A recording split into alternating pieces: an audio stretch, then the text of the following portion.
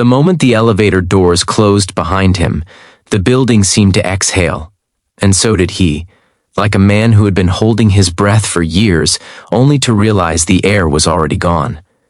Matthew stood in the marble lobby with his shoulders slumped, a thin folder tucked under his arm, and the quiet understanding that he had failed yet another interview, another chance to climb out of the hole life had dug beneath his feet.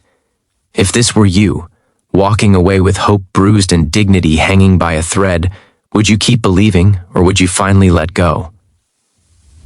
Outside, Chicago's late autumn wind cut through his jacket, and Matthew welcomed the sting because it gave him something simple to feel. He was a single father in America, juggling night shifts, school lunches, and the constant fear of medical bills he could barely pronounce, let alone pay. His son Jacob waited at home with a neighbor, doing homework at a kitchen table that wobbled, believing his dad could do anything. That belief was the heaviest thing Matthew carried, heavier than grief, heavier than pride, heavier than the silent judgment he felt in rooms like the one he had just left. On the train ride there that morning, Matthew had rehearsed answers while watching the city blur past, factories giving way to glass towers that reflected a future he hoped to enter. He had thought about his wife, Hannah, and the promise he made to keep going even when she was gone. He had thought about the first night he learned how to braid hair and pack lunches, about the strange courage it took to smile when everything inside felt unfinished. By the time he reached the building, hope had already worn thin. The interview itself had been polite and efficient, like a transaction already decided. He had watched the panel's eyes drift when he mentioned gaps in his resume, years spent caring for a sick wife who never recovered, years that ended with a funeral and a child clutching his hand. He did not blame them. Companies wanted certainty, not scars. As he walked away, he told himself that dignity meant not begging for what was never offered, even when survival demanded humility. He reached the glass doors and pushed them open, ready to disappear into the city, when a ripple of urgency disturbed the polished calm behind him. Somewhere above, in an office that overlooked the river, Jonathan Reed had stood from his chair with a strange tightness in his chest. Jonathan was a billionaire CEO by every measurable standard, a man who had turned strategy into empire.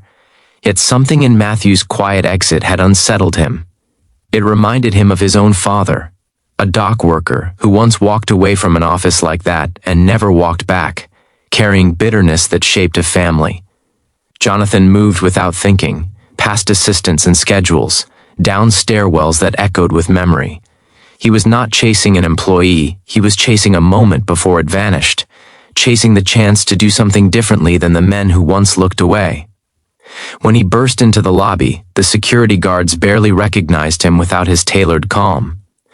Outside, he saw Matthew already halfway down the steps, blending into the ordinary crowd.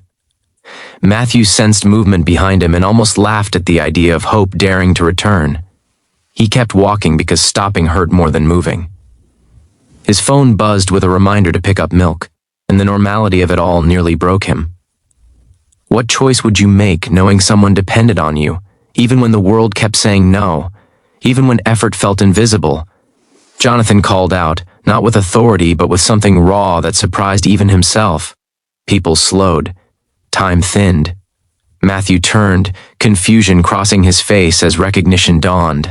The billionaire CEO stood there, breathless, eyes searching, and in that instant, the distance between wealth and want collapsed into shared humanity.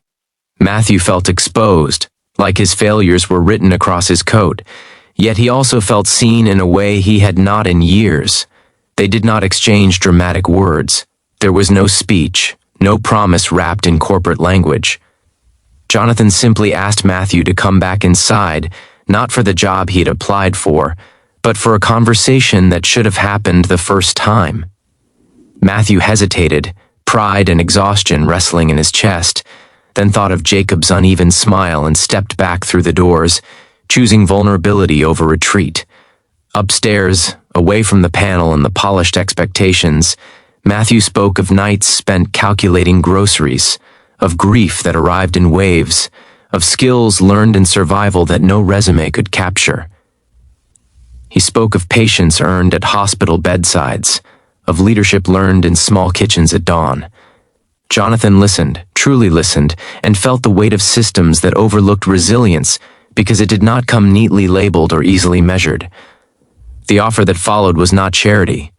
It was opportunity shaped by understanding, a role that valued Matthew's endurance and judgment, a schedule that respected fatherhood, and mentorship that acknowledged growth as a shared responsibility. Matthew accepted with shaking hands, not because it solved everything, but because it honored what he had already survived and what he was still becoming. Months later, Jacob sat at a steadier table, doing homework while his father cooked dinner with a lighter heart. The refrigerator was full more often than not, and laughter returned in small, cautious doses.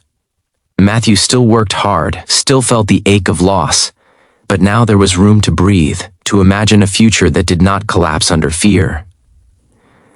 He also learned to notice others walking with lowered eyes, remembering how close he had come to being invisible, and offering kindness when he could.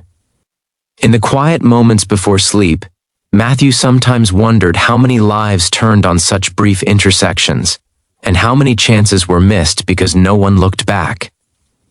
The thought humbled him, reminding him that mercy could be motion, and that running after someone might change more than one future forever for everyone involved there.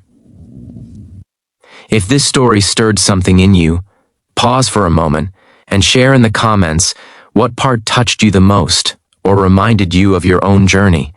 And if this story truly reached your heart, consider liking, commenting, sharing, and subscribing so more stories of second chances can find the people who need them.